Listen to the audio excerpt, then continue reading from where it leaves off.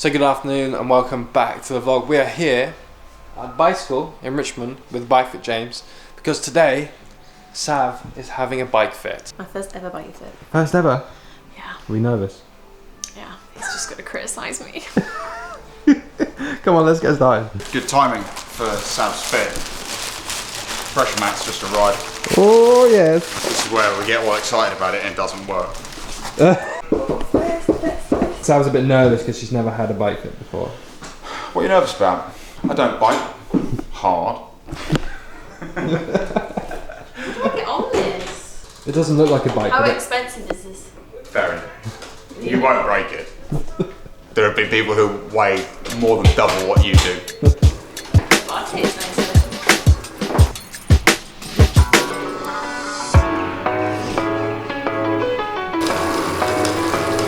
Pelvis, I'm going to put one on the base of the scapula, representing our centre of mass. Keep going. So, excuse me here, just looking at PSIS. This is posterior, superior iliac spine, so the side of your pelvis. Some big words. Glorious. Some very big Make me sound words. like I know what I'm talking about. Yeah, really, it's really impressive. So, a couple of questions for you. There isn't a right or wrong answer to these questions. I want to get an understanding how you're feeling on the bike. First question is, how would you describe the pressure on your hands? High, medium, or low? Medium? Are you clawing with your toes inside the shoes? Not really, no. Thinking about the saddle, are there two distinct pressure points at the back of the saddle? Just one in the middle? Yeah. Right. Do you feel as though you're engaged with one side of the saddle more than the other? There's lighter on this side, so probably more this side. Yeah, cool.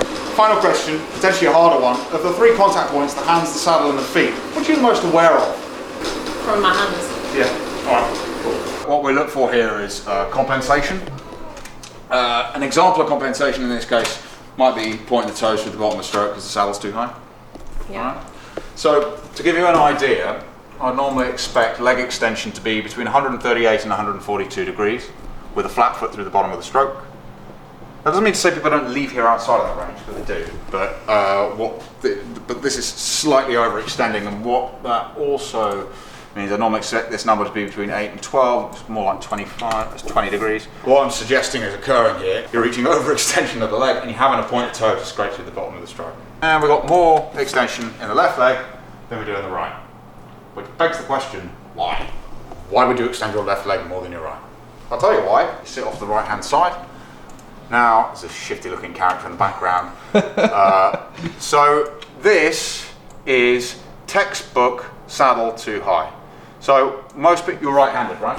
Yes. Right, so most people when they set the saddle too high, it's extremely uncommon for a human being to sit centrally and overextend both legs. Yeah. So what we do is we preference one side over the other, yeah? In this instance, what happens is you list off to the right-hand side. So it's a sacrificial act of sacrificing the left leg for the right leg. This is why most knee pain when it occurs tends to occur in the left knee. Most of the time when we get saddle sores, they occur on the left-hand side. Starting to sound familiar? Yeah. If a hand goes numb, it's usually the right hand. Foot goes numb, it's usually the right foot. I mean, you don't get any of this stuff, but there is an optimizational value to this as well. If you are using energy to stabilize, it can't be used for propulsion. All right, so it's an efficiency side of things. Looks a little bit long. Would you agree with that? All right. Now, just out of curiosity, the way you set your saddle up, pitched slightly nose up. Yeah. Now, what that does, and this is very often carried out by riders to stop themselves falling off the back of the saddle. Yeah. The problem with that is it posteriorly rotates the pelvis, rolls the hips back, which makes the bike actually feel longer than it actually is. Yeah? Yeah. So your reach to the handlebars can be hugely influenced by your pelvic orientation. But I do wonder, from a saddle comfort perspective, whether if we level this saddle a little bit more, not only will we reduce pressure on any kind of soft tissue or erogenous tissue, but we also might improve your ability to reach the handlebars. You know, basically referencing what we were talking about in terms of your descending prowess. If your reach is too long, you can't reach the brake levers. If the bar's too wide, you can't reach the brake levers. Now there's a reach around joke here. If the bar is wider than you, you're reaching around the handlebar to get to the brake lever. This is something I find particularly common with women because the bar is almost always too wide. Even on female-specific frames, which are actually just giants with a different look of paint, the bar is narrower than it is on a men's, but it's not narrow enough. This is where I get proven wrong. 36. So one thing that we might want to consider is 36 centimetre handlebar.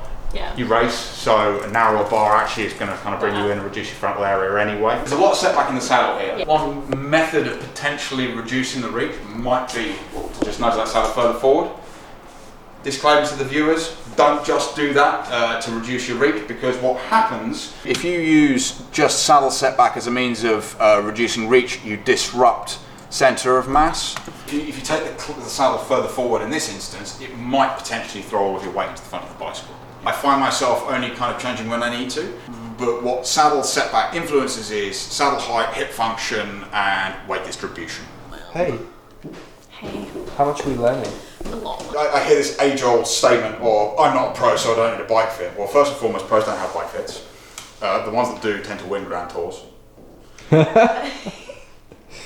But most importantly, pros are less predisposed to having problems on bikes because they're lighter, stronger, more flexible. Whereas consumers, on the other hand, who, most of the people that I treat in here are aged 35 to 60, men and sit at a desk all day, usually carry a few extra pounds and this kind of stuff. So as a result, they tend to benefit a hell of a lot more from good bike fit, because frankly, we aren't as functional. We have, normal day-to-day lives. We don't ride bikes for a living. We're going to find the first metatarsal of the ball of your foot. Saves me drawing all over your lovely shoes. Almost everyone that comes in here with this brand of shoe has foot pain, knee pain, or saddle issues. Usually all of the above. So have you moved it back? No. Oh, that's as far as it goes, isn't it? So Yes, exactly. that's an issue, isn't it? A little bit faster for us. Normal sort of power. What we're looking for in a pedaling dynamic is fluidity and smoothness, rather than a kind of staccato. Do you know the word staccato? It's kind of snappy or on the smooth. Has the pressure on your hands changed? Not as much. Less pressure on your hands? Yeah. Saddle still feeling comfortable?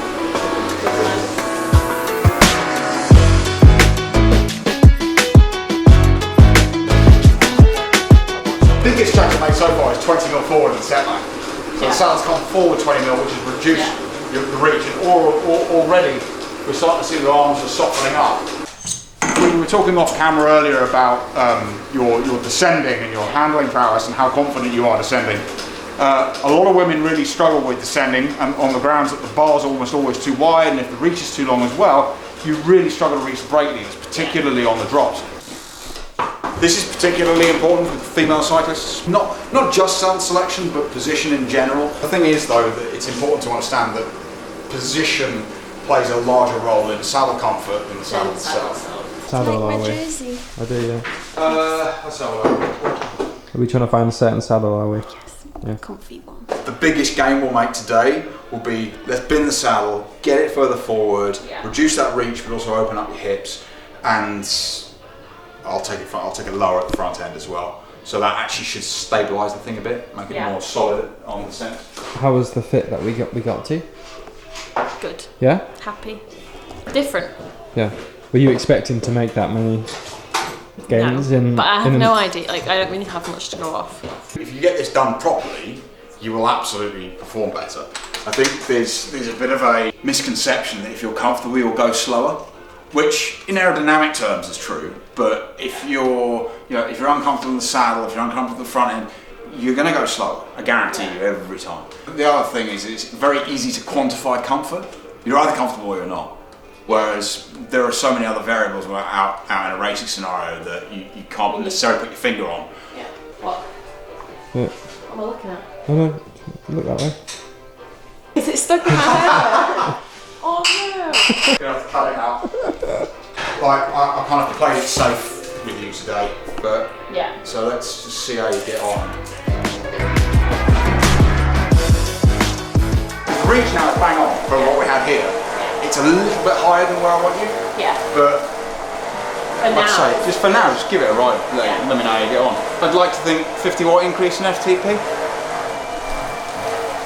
Take anything, yeah? She'll be winning Zwift races now, won't you? Thank God. Bye. Bye. Bye. Mate, thank you so much, dude. Good to see you. Pleasure, bro. We'll see you again soon, right? Yeah, absolutely. For some maybe some mountain bike fun. Yes. What guy? New So saddle. basically we've learned that you need Got a donut ring. a new bike. I need a new bike. So if anyone has one or has some stock, Yeah. let me know. Yeah. At least I know what I'm after. Yeah. And it sort of gives me like, yeah, I can now look what sizes are available in some bikes. I didn't think I was uncomfortable until he changed things, and then I went back on it and was like, oh my god. Yeah, I was uncomfortable. Yeah. It's colder. You look better already. Do you think so? Yeah. Yes!